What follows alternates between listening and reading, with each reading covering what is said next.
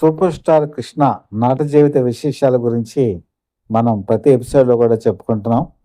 అలాగే శ్రీదేవి కృష్ణ కాంబినేషన్లో వచ్చిన సినిమాల గురించి కూడా చాలా డీటెయిల్డ్గా వివరిస్తున్నానని నేను అనుకుంటున్నాను. నచ్చితే ఆదరిస్తున్నటువంటి అందరికీ కూడా మరొకసారి కృతజ్ఞతలు తెలియజేస్తూ ఈరోజు సింహాసన సినిమా గురించి చెప్తున్నాను. సింహాసన సినిమాలో మరి శ్రీదేవి లేదు కదా, మరి శ్రీదేవి గురించి లేని సినిమా గురించి ఎందుకు చెప్తున్నారు అని మీరు అనుకోవచ్చు. కానీ ఇక్కడే ఒక కాంట్రవర్సీ ఉంది. శ్రీదేవి ఈ సినిమాలో బుక్ చేద్దామని చెప్పి సూపర్ స్టార్ కృష్ణ అనుకున్నారు. ఎందుకంటే ఈ ప్రాజెక్టు హిందీలోనూ తెలుగులోనూ తీసేటప్పుడు ఆ రోజు ఉన్నటువంటి మార్కెట్ ప్రకారం జితేంద్ర హిందీలో, కృష్ణ తెలుగులో చేశారు. కానీ యాక్చువల్గా అనుకున్నది ఏంటంటే కృష్ణ హిందీలో, తెలుగులో ఈ రెండిట్లో కూడా తనే చేద్దామని చెప్పి మొట్టమొదట భావించారు. అంటే ఆయన భావించినా భావించకపోయినా ఆయన సన్నిహితులు భావించారు. అయితే శ్రీదేవి కనుక ఆయన పక్కన హీరోయిన్గా ఉంటే, ఒక పక్కన జయప్రద కనుక ఉంటే సినిమా సులభంగా ఆడుతుంది నార్త్ ఇండియాలోని కూడా ఒక ఎస్టిమేషన్ ఉంది.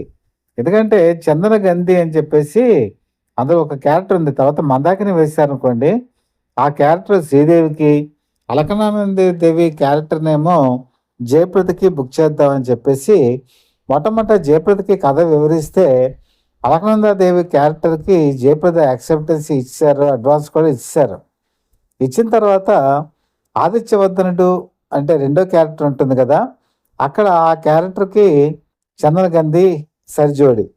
ఈ క్యారెక్టర్కి వెళ్ళి శ్రీదేవికి చెప్పినప్పుడు శ్రీదేవి కథంతా విని ఆవిడ భావించిందంటే తను సెకండ్ హీరోయిన్ కింద వస్తుంది కాబట్టి నాకు ఫస్ట్ ప్రయారిటీ మరి జయప్రద నటించినటువంటి అలకనందాదేవి క్యారెక్టర్ కనుక ఇచ్చినట్టయితే నేను ఈ సినిమా చేస్తాను అని చెప్పేసి ఆవిడ చెప్పడం జరిగింది. ఇది కృష్ణ ఆ రోజు ఆ సినిమాకి డైరెక్టరు, ప్రొడ్యూసరు, అలాగే ఆ సినిమాకి సంబంధించిన అన్ని నిర్మాణ వ్యవహారాలు వాళ్ళ బ్రదర్స్ వాళ్ళు చూస్తున్నారు. ఇక్కడ మిగతా వాళ్ళైతే ఏం చేస్తారంటే, సరే కృష్ణ ఆ రోజు శ్రీదేవికి ఉన్నటువంటి మార్కెట్ని కనుక పరిగణలోకి తీసుకుంటే ఖచ్చితంగా అలకనందాదేవి క్యారెక్టర్ కనుక పెడితే మీకు నార్త్ ఇండియాలో ఖచ్చితంగా అది బ్రహ్మాండమైనటువంటి బిజినెస్ చేస్తుంది. కాకపోతే జయప్రదకి ఇచ్చినటువంటి మాట ప్రకారం కృష్ణ ఏం చేశారంటే అలకనందాదేవి క్యారెక్టర్కి ఇచ్చేటువంటి సమస్య లేదు కాబట్టి ఈ క్యారెక్టర్ చేస్తేనే అవుతుంది వర్కౌట్, లేకపోతే లేదు అని చెప్పేసి కరాఖండిగా చెప్పడం జరిగింది. దాంతో శ్రీదేవి ఆ ప్రాజెక్టు చేయడానికి వెనకడుగు వేయటం జరిగింది. అయితే ఇక్కడ ఒక చిన్న మనస్తాపం అనేది కృష్ణకి కలిగిన మాట వాస్తవం. ఎందుకంటే ఆవిడ తొలినాళ్ళలో ఆవిడకి అనేక అవకాశాలు కల్పించారు. అలాగే శ్రీదేవి కూడా కృష్ణ మాట ఎప్పుడు జవదాటినటువంటి దాఖలాలు లేవు. కానీ ఈ ఒక్క విషయంలో ఏంటంటే జయప్రదతో ఆవిడకు ఉన్నటువంటి మనస్పర్ధలు, వాళ్ళిద్దరి మధ్య మాటలు లేకపోవటం, తను రెండో హీరోయిన్గా యాక్సెప్టెన్స్ ఇవ్వకపోవడంతో ఆ సినిమాలో ఆవిడ నటించలేకపోయారు. కృష్ణ కూడా కాంప్రమైజ్ కాలేదు. ఇక విధంగా చెప్పాలంటే కాంప్రమైజ్ కనుక అయ్యి ఉంటే ఆ సినిమాలో శ్రీదేవి కనుక నటించి కనుక ఉండుంటే ఇంకా రెవెన్యూ చాలా ఎక్కువగా వచ్చేది. కృష్ణ కూడా హిందీలో కూడా యాక్ట్ చేస్తుంటే జితేంద్రకి ఇచ్చే రెమ్యునరేషన్ కూడా కలిసి వచ్చేది. కాకపోతే పద్మాలయకి ఆస్థాన విద్వాంసుడు, అనేక సినిమాలకి జితేంద్రే చేస్తారు కాబట్టి జితేంద్రని కూడా పెట్టాలి, అతనికి కూడా మనం అవకాశం కల్పించకుండా ఉండకూడదు అనేటువంటి ఉద్దేశంతో కృష్ణ జితేంద్రకి హిందీలో సింహాసన్ అవకాశం ఇచ్చి తను తెలుగులో నటించి ఆ మందాకిని నార్త్ ఇండియా నుంచి తీసుకొచ్చి తొలిసారిగా పరిచయం చేయడం జరిగింది.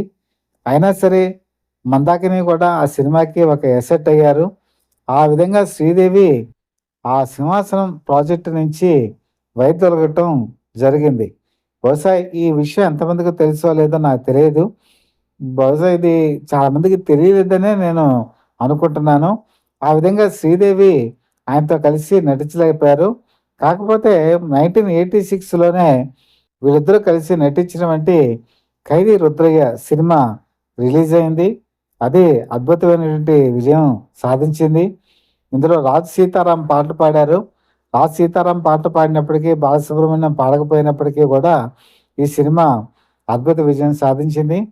త్రివిక్రమరావు అని చెప్పేసి విజయలక్ష్మి ఆర్ట్ మూవీస్ బ్యానర్ మీద ఈ సినిమాని నిర్మించడం జరిగింది.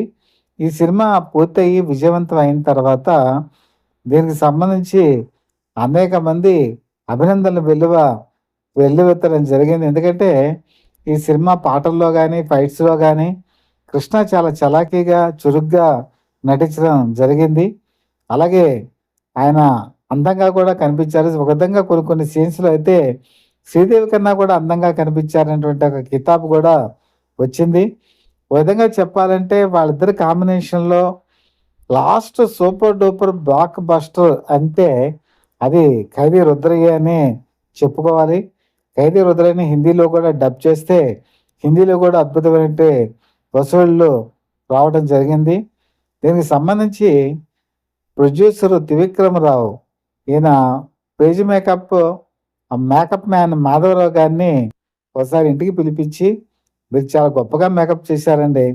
శ్రీదేవి కన్నా కృష్ణ చాలా డామినేట్ చేశారని చెప్పేసి ఆయనకి ఒక విలువైనటువంటి గిఫ్ట్ కూడా ఇవ్వటం జరిగింది. దీన్ని బట్టి అర్థం చేసుకోవచ్చు మేకప్ చీఫ్‌గా ఉన్నటువంటి మాధవరావు గారు ఎంతో గొప్పగా మేకప్ చేశారని. ఈయన విజయంలో మేకప్ చీఫ్ మాధవరావు గారు ఎంతో కీలకమైనటువంటి పాత్ర వహించారు. వచ్చే ఎపిసోడ్స్‌లో ఆయన పాత్ర గురించి కూడా నేను వివరిస్తాను.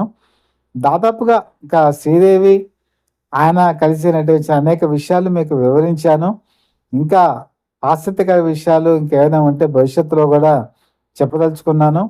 ఏదేమైనా సరే వీటిని ఆదరిస్తున్న మీ అందరికీ కూడా మనస్ఫూర్తిగా ధన్యవాదాలు తెలియజేస్తూ, మీ మిత్రుడు శ్రేయోభిలాషి, అలాగే సత్యవర్ధ people live TV chief editor DVSS Krishnaprasad.